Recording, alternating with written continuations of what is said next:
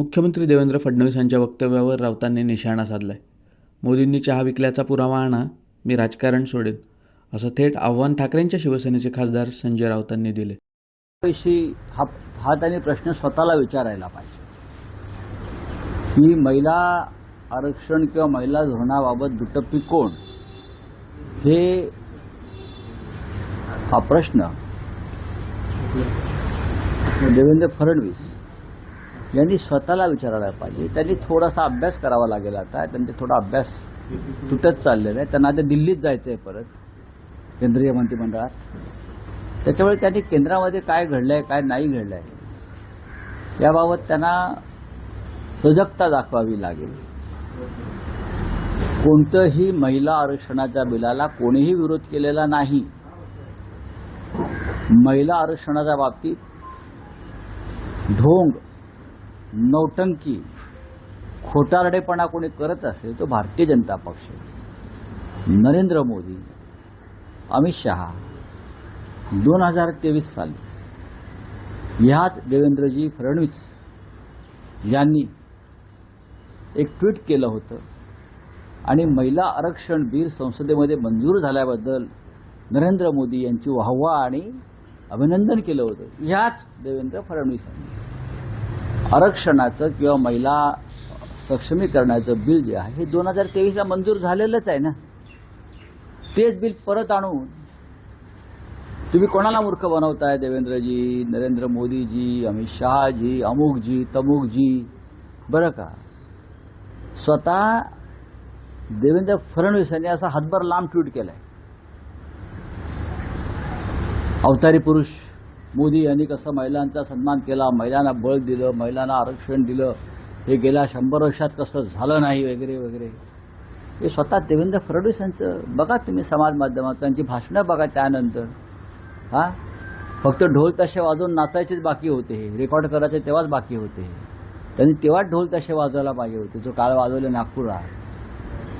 2023ला महिला आरक्षण बिल मंजूर झालं आणि आम्ही असं म्हणतो सगळे की त्या बिलाची अंमलबजावणी करा. पण त्या बिलात त्यांनी घुसवलंय आता डिलिमिटेशन बिल आणि हे संविधान आणि पार्लमेंटरी नियमाच्या विरोधामध्ये. एक बिल दोनदा कसं मंजूर होणार कळतं का? आपण राज्याचे मुख्यमंत्री आहात ना, ते प्रधानमंत्री आहेत ना, अवतारी पुरुष. एक बिल महिला आरक्षण असं 2 वेळा कसं काय मंजूर होणार? जे 2023ला झालेलं आहे सगळे ओरडून सांगतायत. कानातले बोळे काढा, नजर स्वच्छ करा, चष्म्याचा नंबर काढून घ्या. ENT सर्जन नसतील सरकारी इस्पितळात, एम्समध्ये वगैरे तर आम्ही पाठवू. वेळ लागले त्यांना. अट्टास कसला? हा मूर्खपणा आहे. खोटं बोलायचं.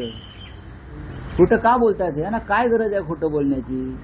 2023ला महिला आरक्षण मंजूर झालं. आपण सगळ्यांनी ते त्याच्यावरती हे केलंय. देवेंद्र फडणवीसांचा हातभर असं ट्विट आहे, हातभर एवढं लांब आहे, एवढा आहे, एवढं ट्विट. आणि त्यांनी मोदींचं जे काय कौतुक केलंय, म्हणजे जो काय त्यांनी शब्द भांडार उधळले, त्याच्यामध्ये अलंकार उधळलेले आहेत मोदींवर. म्हणजे मोदींसारखी मोदीच, सर्व काही मोदीच, स्त्रीही मोदी, पुरुषही मोदीच.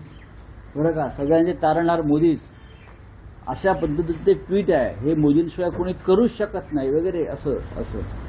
मग आता काय तुम्हाला काय असं काय नवीन काय झालंय का मेंदूमध्ये बदल? तुमच्या अंतर्मनामध्ये काही यंत्रणा नवीन आली आहे का मेंदूला आदेश देणारी?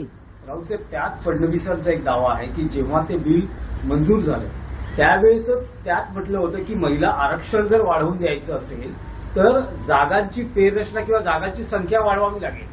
हा मुद्दा विरोधी पक्षालाही माहिती आहे. विरोधी पक्ष वेडा म्हणून पेढा खातोय. मग ठीक आहे, पेढे तुम्हीच वाटताय ना. काल नागपूरला पेढे कोण वाटत होते? नागपूरला हेच पेढे वाटत होते सगळ्यांना. हेच वेडे आणि हेच पेढे वाटतायत. असं काही नाहीये, ते खोटं बोलतात.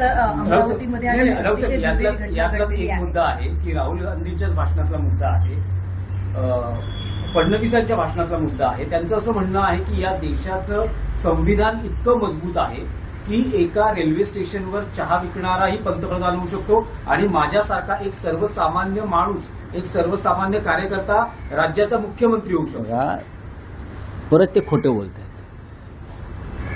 ते परत खोटं बोलत आहेत. नरेंद्र मोदी यांनी चहा विकल्याचा जर कोणी पुरावा आणून दिला बरं का गुजरातमध्ये, तर मी राजकारण सोडेन. नरेंद्र मोदी ज्या काळामध्ये चहा विकत होते असं म्हणतात, त्या काळात ते रेल्वे स्टेशन अस्तित्वातच नव्हतं. 71 सालाच्या आसपास काय तो आहे, तेव्हा ते स्टेशनच अस्तित्वात नव्हतं. मला मी सांगतो ना, मोदी या दंतकथा, मग काय पाण्यात नदीत उडी मारली, मग एक मगर आली, मग त्या मगरीशी मी कुस्ती केली, असे ते बाललीला त्यांच्या ज्या आहेत त्याच्यामधली ही चहा विकण्याची लीला आहे. कोणीही चहा वगैरे काय विकला नाही. आपण पाहिला असेल अलीकडच्या काळातले मोदींची छायाचित्र सिद्ध होत आहेत. लंडन, अमेरिका, फ्रान्स बालवयात टाय सूट लावून शाळेत जात आहेत. हां, ह्या दंतकथा पसरवल्या जणू काय मोदी अवतारी पुरुष आहेत. Modi non biological. बघा, नॉन बायोलॉजिकल माणूस शाळेत कसा जाईल, चहा कसा विकेल, मला सांगा जरा. जो आईच्या गर्भातून जन्माला आला नाही असते म्हणतायत, नॉन बायोलॉजिकल, अनैसर्गिक, ईश्वराप्रमाणे, तो कशाला चहा घ्यायला विकेल तिथे रस्त्यावर जाऊन? चहा कशाला विकेल प्लॅटफॉर्मवर? मुळात तो प्लॅटफॉर्म मोदी ज्या काळात चहा विकत होते असा दावा करतात, त्या काळात तो बनलेलाच नव्हता. ते स्टेशनच नाही बनलं, तर चहा कुठून आला? मोदींचा जन्मच झाला नाही, ते अवतारी आहे, तर चहा कशाला विकतील? त्यांचं आता सुदर्शन चक्र आहे ना, ते फिरवत फिरवत त्यांना सगळं मिळेल. त्यामुळे रावसाहेब मग फडणवीसांचं खोटं बोलतात. खोटं बोलतात. ते म्हणतात की मी नगरसेवक होईन असंही मला कधी वाटलं नव्हतं. असं बघा, या देशामधले अनेक राज्यकर्ते हे अशाच सामान्य घरातूनच राजकारणात, समाजकारणात आलेले आहेत. प्रत्येक जण. डॉक्टर अब्दुल कलाम काय आहेत? तुम्हीच आहात का? सगळेच. तुम्हीच कशाला? तुम्ही नगरसेवक होईन असं वाटलं नव्हतं, तुम्ही राज्याचे मुख्यमंत्री झालात, याबद्दल तुम्ही या महाराष्ट्र राज्याचे कायम आभारी असायला पाहिजे. पण तुम्ही महाराष्ट्राचे तुकडे करायला निघालेलात. धर्माधर्मात द्वेष निर्माण करताय, खोटं बोलताय, रोज उठून सुडानं वागताय, सगळ्यांशी द्वेषानं वागताय. जो माणूस सामान्य घरातून जन्माला येतो तो असं वागत नाही. सर, परिवहन मंत्र्यांच्या संदर्भात काय वाटतं आपल्याला? ट्विट केलंय. देखील केलेलं आहे, जी कारवाई हा चालू आहे. अत्यंत महत्वाचा विषय आहे, जो तुम्ही सगळ्यात आधी विचारायला पाहिजे होता. या राज्यातील हजारो रिक्षा चालक जे मराठी आहेत, सामान्य कुटुंबातले आहेत. देवेंद्रजी म्हणतात तितके सामान्य नाहीत, हे अतिसामान्य आहेत. तर ह्या सामान्य लोकांना नगरसेवक होता येणार नाही, आमदार होता येणार नाही, मुख्यमंत्री होता येणार नाही. ते रिक्षा चालवतात आणि पोट भरतात. अशिक्षित आहेत, बहुसंख्य सुशिक्षित आहेत. मी आता नाशिक दौऱ्यावर होतो, त्याच्या आधी इतर काही शहरात गेलो, तेव्हा जे रॅपिडो बाईक नावाचा ॲप आणि जो का प्रकार आलेला आहे बरं का, बाईक रिक्षा, त्याच्यामुळे या हजारो रिक्षा चालकांचं रोजीरोटी संकटात आली आहे. मराठीच आहेत ना. एका बाजूला तुम्ही मराठी शिका, अमराठी रिक्षा चालकांना असं सांगताय, चांगलं आहे. त्याच वेळेला जे मूळचे मराठी भूमिपुत्र आहेत त्यांची रोजीरोटी तुम्ही हिरावून घेताय. मी प्रताप सरनाईक जे परिवहन मंत्री आहेत त्यांना आज पत्र लिहिलेलं आहे आणि त्यांना सांगितलं आहे हे शिष्टमंडळ त्यांना भेटू इच्छित आहे, त्यांना भेट मिळत नाही. आंदोलन करू इच्छित आहेत, आंदोलनाला परवानगी देत नाहीत. मग प्रश्न मांडायचे कसे? मी स्वतः त्यांच्याकडे वेळ मागितला. मी या रिक्षावाला घेऊन कशा करताय? आणि ही जी कंपनी आहे रॅपिडो, यांनी अनेक मंत्र्यांच्या गणेशोत्सव, दहीहंडी, लग्न कार्य यांना प्रायोजकत्व दिलेलं आहे कोट्यावधी रुपयांचं. काही मंत्र्यांना निवडणुकीचा निधी दिलेला आहे. म्हणून ही परतफेड होते आहे का? परिवहन मंत्र्यांनी स्वतः ते सामान्य घरातून आले असं नेहमी म्हणतात. आमलेट पावची गाडी मी चालवत होतो कुठेतरी डोंबिवली वगैरे भागात, ते काहीतरी आमलेट ना काय भाजी पाव, आमलेट पाव, ते रिक्षा चालवायचे ना, भुर्जी पाव. राज्याचे डेप्युटी सीएम रिक्षा चालवायचे असा दावा आहे त्यांचा. अर्ध्या मंत्र्यांचा दावा आहे कोणी पानपट्टीवर बसायचं, कोणी ह्याच्यावर बसायचं. मग ही सगळी मुलं जी आहेत रिक्षा चालक गरीब, त्यांच्यावर तुम्ही अन्याय का करताय? कॅबिनेटमध्ये तुम्ही बंड का करत नाही या रिक्षा चालकांसाठी? कोणाचा दबाव तुमच्यावर आहे? दिल्लीतल्या चहावाल्याचा आहे का? सांगा ना तुम्ही. जी भाषाशक्ती केलेली आहे त्याच्यावर अखिलेश यादव यांनी टीका केलेली आहे आणि भाजपातले मुंबईतले मंत्री किंवा नेते हे थंड पडलेत का? ते या भाषेच्या संदर्भात का काही करत नाही? जी नाही, अखिलेशजींनी असं सांगितलेलं आहे की स्थानिक भाषा यायला पाहिजे. अनेकांनी हे सांगितलं. गिरिराज सिंग आले होते काल, त्यांनी म्हटले की इकडल्या लोकांना व्यवसाय करताना स्थानिक भाषा यायला पाहिजे, पण हा नियम सगळ्यांसाठी सारखा हवा. आता कॉर्पोरेटमध्ये लोक काम करतात, ते कुठे मराठी बोलतात? त्यांच्या कानाखालीच मारायला पाहिजे. मग मुंबईतल्या कॉर्पोरेट क्षेत्रात किती लोकांना मराठी येत आहे? किती लोक इकडला मराठी धर्म पाळतात? हा तो विषय, आणि हा विषय योग्य आहे. इथे राहणाऱ्या प्रत्येकाला मराठी भाषा आलीच पाहिजे. मग तो एखाद्या कॉर्पोरेट कंपनीचा संचालक असेल, डायरेक्टर असेल, काम करणारा असेल, कुणी यायचं बाहेरून आणि मराठी भाषेचा अवमान करायचा. फक्त रिक्षा चालकच कशाला? कायदा आहे ना इथे मराठीचा, तो सर्वांना अंमलात आणावा असं अखिलेश यादव यांचं म्हणणं आहे. मोठी दुर्घटना घडलेली आहे. अमरावतीच्या रुग्णालयामध्ये आग लागली. 39 जे नवजात बालक होते ते प्रभावित झाले, तर 3 बालकांचा जागीच मृत्यू झाला. हो, मग त्याच्यात आता राज्याचे जे मुख्यमंत्री आहेत देवेंद्र फडणवीस, ते हे राहुल गांधीमुळे झालं असं म्हणणार आहेत का? काय की पंडित नेहरूमुळे झालं?